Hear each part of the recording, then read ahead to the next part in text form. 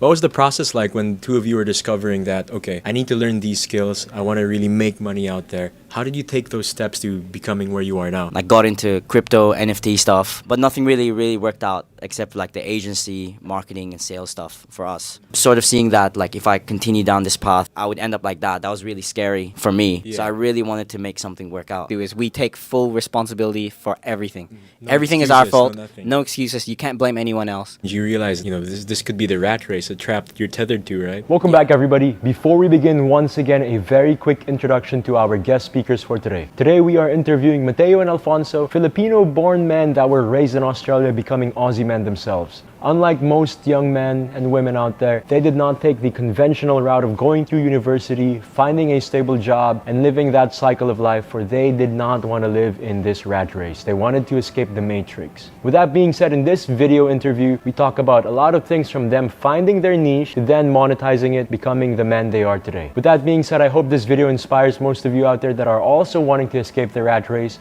to serve as an inspiration for you out there. But with that being said, without further ado, here's the video. Being said, could you guys please introduce yourself? Yeah, hi, I'm Alfonso. And I'm Mateo. So, hey, Alfonso and Mateo, could you tell us more about what's life like in Australia to begin with? So it's pretty chill. It's pretty similar to the UK and Australia. There's kangaroos and Yeah. I'm sure you heard of those Kangaroos. stuff, bogans Yeah. and all that. Yeah, it's pretty nice out there. So people like me coming from the Philippines, right? All the stereotypes about Australia true, just kangaroos, spiders, massive lizards and whatnot. It's true to an extent. It's very exaggerated, I'd say. Yeah. A lot of misconceptions, and people say, "Oh, do you ride your kangaroos to school?" Right. And yeah, but obviously there's a lot of kangaroos when you go more to the bush and stuff. Yeah. Outbacks definitely- kind of stuff. Yeah. Yeah. So where do you guys stay in Australia? So we're based in Perth, which is in the west, so Western Australia. Right. So how long have you guys been here in the Philippines for? We've been here for like 2 months. Visiting family, Christmas, wedding. Oh, we had a wedding to go to, and Yeah. New Year as well. But due to the nature of our work, we're able to stay here for longer because we can work remotely from wherever we Perfect. want in the world. Now that you guys brought up work, what do you guys do for a living? So I do high ticket sales like as a closer. So it just involves with me getting on a phone call or Zoom call with some prospects and me trying to close them. But I have appointments set for me. Yeah, so I run two marketing agencies, you could say. One is Facebook ads, SMMA, so social media marketing agency for real estate agents. And I have another one which is a cold email agency, which is lead generation for B2B companies and marketing agencies. Perfect. And how old are the two of you? So we're both 21. We're 21. twins, if you haven't noticed yet. Yeah. Well, that's up to you to say who's more handsome down in the comment section. With that being said, you guys intrigue me as human beings because, at a young age, I'm 21 myself, you both are 20 years old. How did you come about figuring out your business stuff and, saying this is something that could earn me a living? Yeah, so I think we were always different in that way. We didn't want to go to the traditional route of like going to university, getting a degree, getting a job after that, 9 to 5. We kind of knew that there was something bigger or better to do. Yeah, I mean, uni is cool and all if you want to be a doctor and a dentist. Yeah. I can understand why you do that, but I think it just wasn't for us. And that's when we kind of, started learning ways to make money online and then just got deep into that rabbit hole. And then, I started my agency and he got into sales. Yeah. Could you So, tell yeah. us more about your stories in terms for you finding out your B2B stuff, cold calling, you selling, and then I want to know more about your agency after. Yeah, so I think we both really wanted to make money online. We were still at university at this time, full time.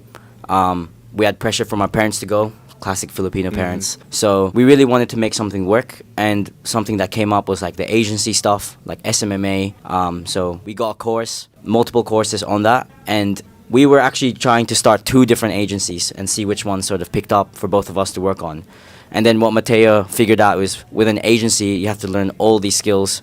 Basically running like a full business with multiple moving parts to it. And what we realized is that because there's 2 of us, one of us can focus really a lot on one thing. And we decided sales was probably the most thing that made sense. So in doing that, I got into a coaching program and then got placed in a job. And then really here I am today. Yeah. What about you, So- Mateo? Yeah, so I think it started, I was looking at ways to make money online. I learned how to do copywriting, which is like using your words to sell. And then from then, I was trying to get clients. And Yeah. I think I was just browsing. I was like, look, I'll do Facebook ads for real estate agents. So learned a lot from courses. I think that definitely sped up me learning how to do all the business stuff. Yeah. Rather than trying to figure out myself, but also I had to figure out a lot Definitely. on myself and a lot of ups and downs and roller coasters. But yeah, past few months have been really good. And it's been chilling. Yeah.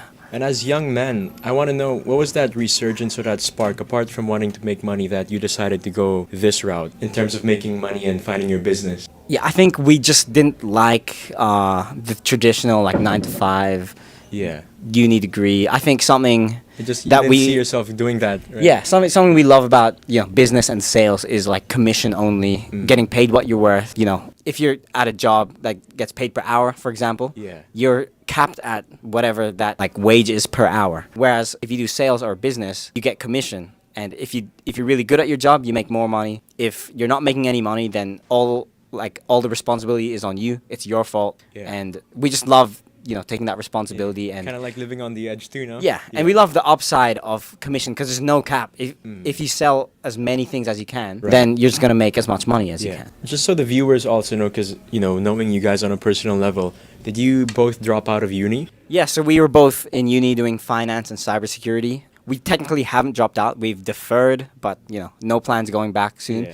We had a 3-year degree and we did 1.5 years. So pretty much halfway through the degree, and we decided it was something we definitely didn't want to do long term. Let's say we finish our degree, get a job. It wasn't really the Right. route we wanted. We knew there was something else bigger and better for us. It could be different for other people, but for us, we knew that there was something better to do. Yeah. And that's when we started researching and getting into all this stuff. Perfect. You're telling me you're halfway through university and you're making your money. Why don't you just finish university and then, take a break after that, do what you guys do? Yeah, I mean, the thing is, everyone sort of said that when we were coming to that conclusion. Like, we went straight into university, straight from high school, because it was like COVID year. Couldn't really do a gap year.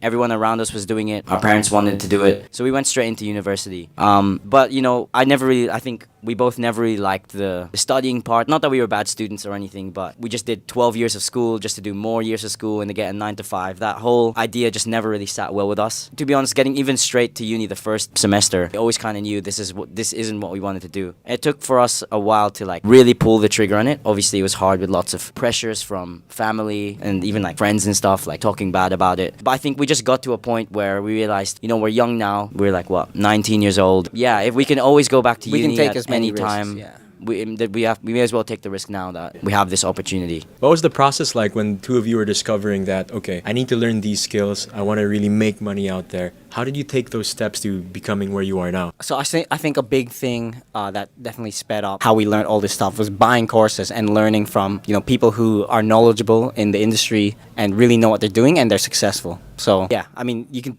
figure out yourself, you can learn the hard way, but since we've spent money on buying courses, which we think is a 100 times better ROI than going to university, buying these courses online and learning all these skills definitely is what transitioned us to where we are today. So with that being said, how did you find out the niche you wanted to enter? For you, it's your agency, and for you, it's selling. Did you come up with other ideas before, like, crap, I gotta sell clothes, I gotta, like, do hustlings and whatnot? Tell us more about your background. I think we were always, due to social media, we were always looking at many different ways to make online.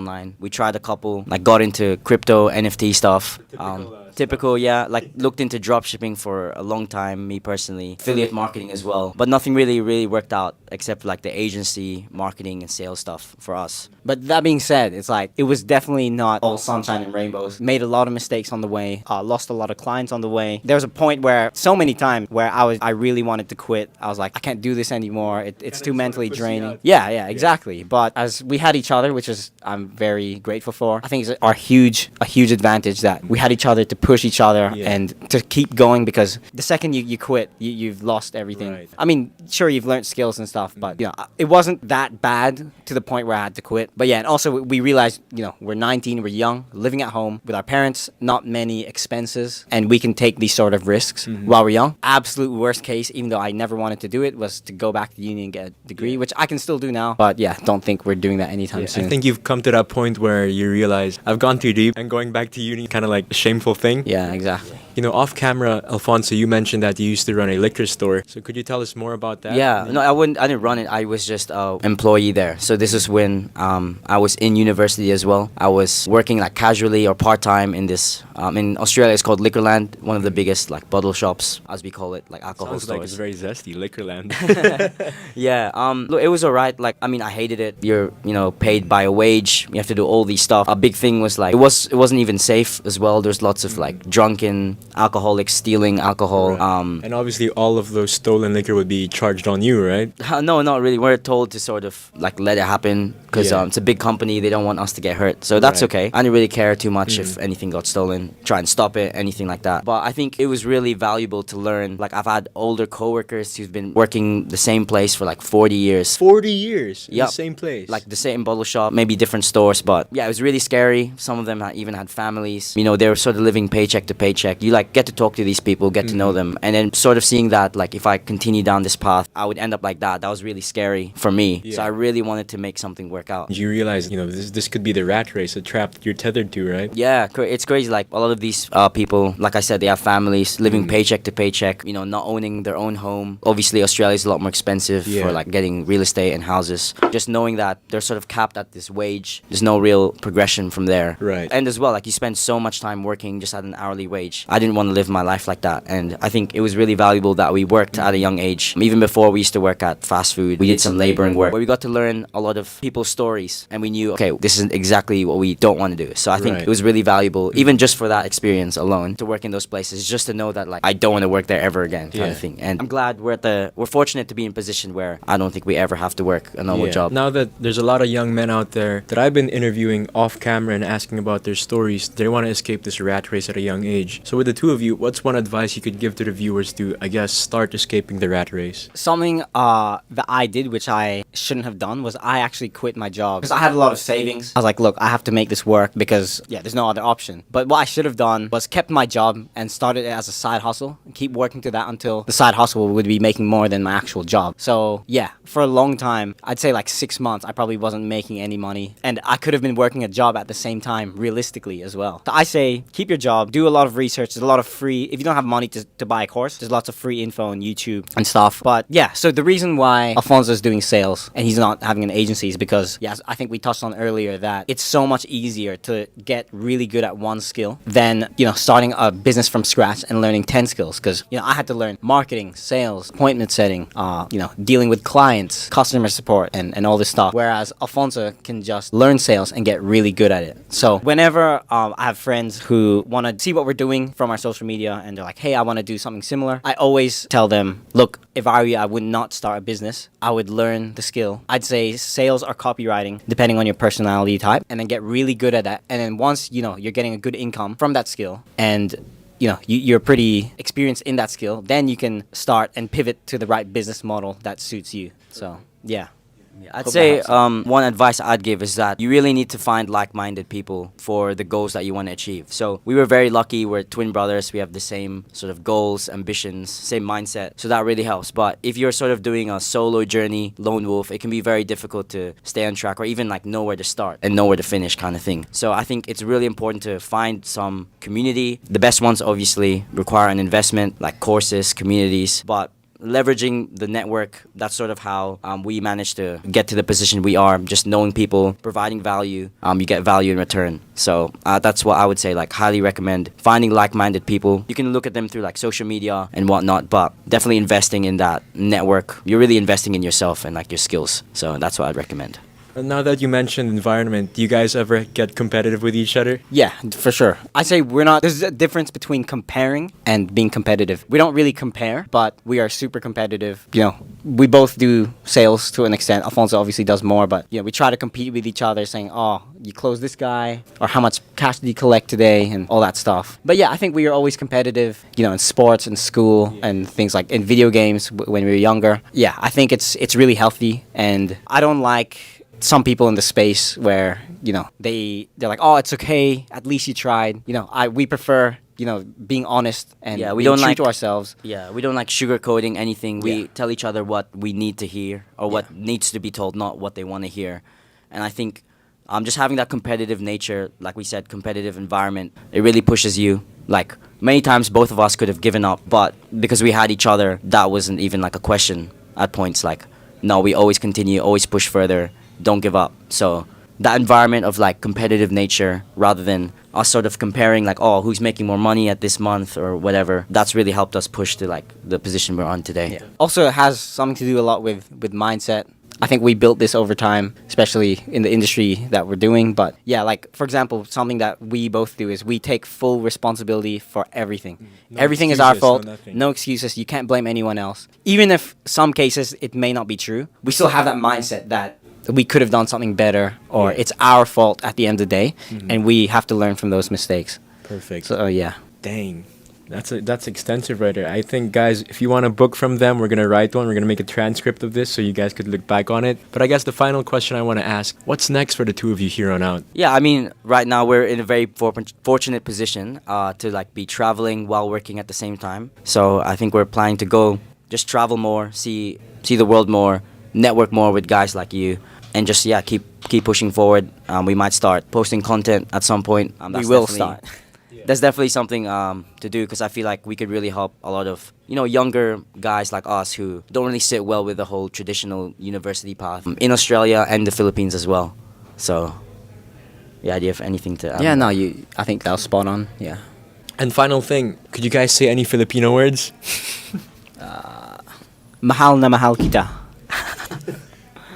Konti lang, konti lang. Konti lang.